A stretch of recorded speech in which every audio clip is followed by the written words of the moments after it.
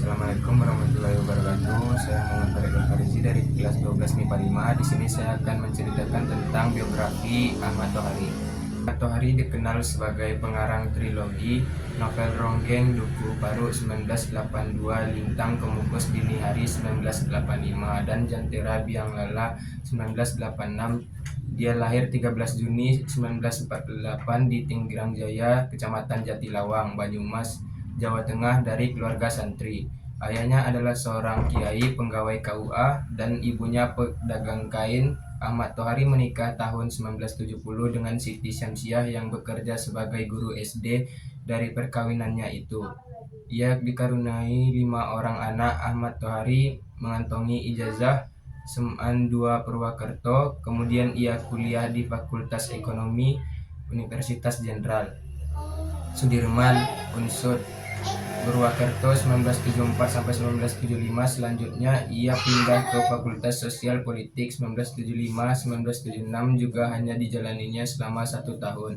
Lalu pindah ke Fakultas Kedokteran Yarsi Jakarta tahun 1967 sampai 1970, tetapi ia tidak tamat. Akhirnya ia memilih tetap tinggal di desanya, Tinggarjaya, mengasuh pondok pesantren NU Al-Falah. Ahmad Tohari pernah bekerja di BNI 1946 sebagai tenaga honorer yang mengurusi majalah perbankan tahun 1966 sampai 1967. Dia juga bekerja di majalah Keluarga tahun 1979 sampai 1981 dan menjadi redaktur pada Harian Merdeka, majalah Amanah, dan majalah Kartini. Karya-karya Ahmad Tohari yang telah diterjemahkan ke dalam bahasa asing antara lain Ronggeng Duku Paru dan Kubah. Duku Paru adalah sebuah desa yang terletak di pedukuhan yang sangat terpencil. Di desa yang keadaannya kering kerontang itu terdapat penduduk yang mempercayai bahwa mereka keturunan dari Ki Sacamenggala, seorang Brahmacora yang dianggap sebagai nenek moyang mereka. Serintil merupakan anak pembuat tempe bongkrek yang menjadi pintu akibat bencana tempe bongkrek. Sejak kecil, Serintil dirawat oleh kakek dan neneknya. Saat usianya masih anak-anak, Serintil memiliki seorang teman yang bernama Rasus, Warta, dan Darsun. Ketiganya sangat senang melihat Serintil menari bak ronggeng. Meskipun masih kecil, Serintil sangat pandai menari.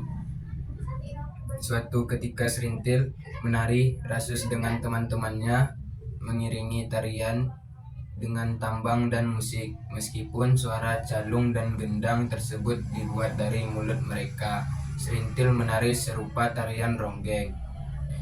Kemampuan Serintil menari ronggeng akhirnya diketahui oleh kakeknya dan ia menyampaikannya kepada Kartareja, seorang dukun ronggeng. Kehadiran Serintil yang saat itu berusia 11 tahun merupakan peristiwa yang ditunggu-tunggu oleh penduduk Dukuh Paru.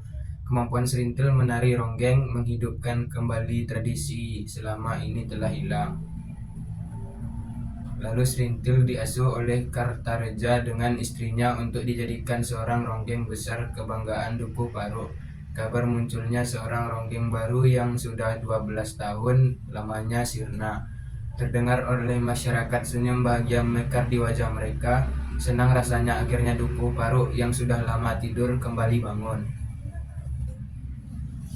Namun untuk menggapai cita-citanya menjadi seorang ronggeng sejati, Serintil harus melewati berbagai tahapan, mulai dari menari beberapa ronde setiap malam, mandi berkembang di kuburan Ki Sacamenggala yang katanya nenek moyang semua penghuni Dukuh Paru, hingga terus melakukan ritual buka kelambu yang artinya Serintil harus menyerahkan keperawanannya kepada seorang laki-laki yang mampu memenuhi syarat yang diajukan. Rasus tidak rela melihat itu.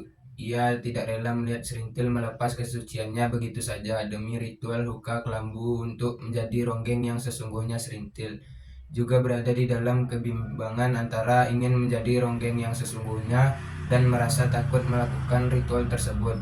Ritual itu sebenarnya juga amat berat baginya, akan tetapi akhirnya Serintil memberikan kesuciannya kepada Rasus secara diam-diam tanpa imbalan. apapun. Meskipun setelah itu juga ada lelaki yang memenangkan sayembara buka kelambu itu. Serintil akhirnya menjadi ronggeng yang terkenal setelah ritual buka kelambu dilaksanakan. Ia menjadi ronggeng yang laris dan menjadi pembicaraan sama orang, setiap orang memujinya. Ia juga memakin kaya setelah menjadi ronggeng. Tak kuasa melihat serintil yang telah menjadi ronggeng, Rasus pun pindah dari Duku Paruk ke Dauhan. Di sana menjadi buruh pengukus ubi kayu. Tetapi takdir membawanya kembali berten serintil yang mengenakan banyak perhiasan emas yang bertenggar menghias tubuhnya. Meleknya hasil serintil meronggeng setiap malam. Hampir semua pertemuan dengan serintil selalu berakhir di sebuah perumahan warga tempat mereka menyalurkan nafsu birahi. Hingga suatu hari Rasus bertemu dengan Sersan Slamet yang diutus untuk mengusir perampok yang berkeliaran di kampung mereka dan menjadi tobang yang melayani kebutuhan tentara-tentara di barak militer dekat pesan Dauhan.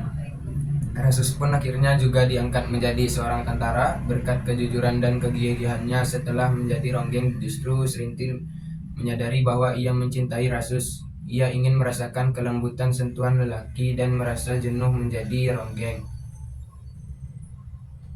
Ternyata penampilan yang berlebihan itu merupakan akhir perjalanan serintil sebagai ronggeng. Berbagai peristiwa menjadikan orang-orang Duku Paruk ketakutan, tetapi tidak mengetahui cara penyelesaiannya. Keesokan harinya, orang-orang Duku Paruk melepas langkah Kartareja dan serintil yang berniat meminta perlindungan polisi di Dauhan. Tapi ternyata harapan berlindung kepada polisi itu berantakan, karena kepolisian dan tentara justru sudah menyimpan catatan nama serintil yang terlanjur populer sebagai ronggeng rakyat yang mengibarkan bendera PKI. Serintil pulang ke Duku Paruk setelah 2 tahun mendekam dalam tahanan politik dengan kondisi kejiwaan yang sangat tertekan. Tanpa sepengetahuan serintil, Nyai Kartareja menghubungi Mersusi. Untunglah serintil masih bisa mengelak perangkap Mersusi. Selepas dari perangkap Mersusi, serintil kembali mendapat tekanan dari Lurah Percilakan agar mematuhi kehendak Pak Bajus.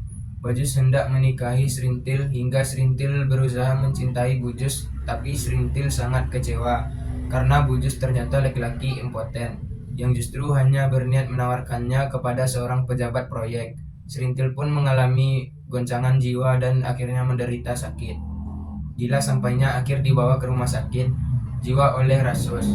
Pesan yang terkandung dalam novel ronggeng Duku Paruk yaitu nilai yang dapat memberikan atau mengandung hubungan yang mendalam dengan suatu masyarakat, peradaban, atau kebudayaan. Hal ini secara eksplisit disampaikan pengarang sebagaimananya tampak pada kutipan berikut. Orang-orang yang sudah berkumpul hendak melihat serintil menari mulai gelisah. Mereka sudah begitu rindu akan suara calung. Belasan tahunnya lama mereka tidak melihat pagelaran ronggeng. Dalam novel ronggeng Duku Paruk ini terkandung beberapa pesan moral. 1. Di mana sebagai seorang wanita harus bisa menjaga diri, menjaga kehormatan dan kesucian diri. 2.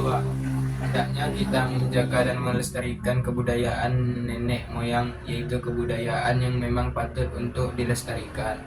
3. Dalam hidup, setiap manusia harus ikhlas menerima apa yang telah Allah takdirkan. Sekian dari saya, apabila ada kesalahan kata mohon dimaafkan dan terima kasih. Wassalamualaikum warahmatullahi wabarakatuh.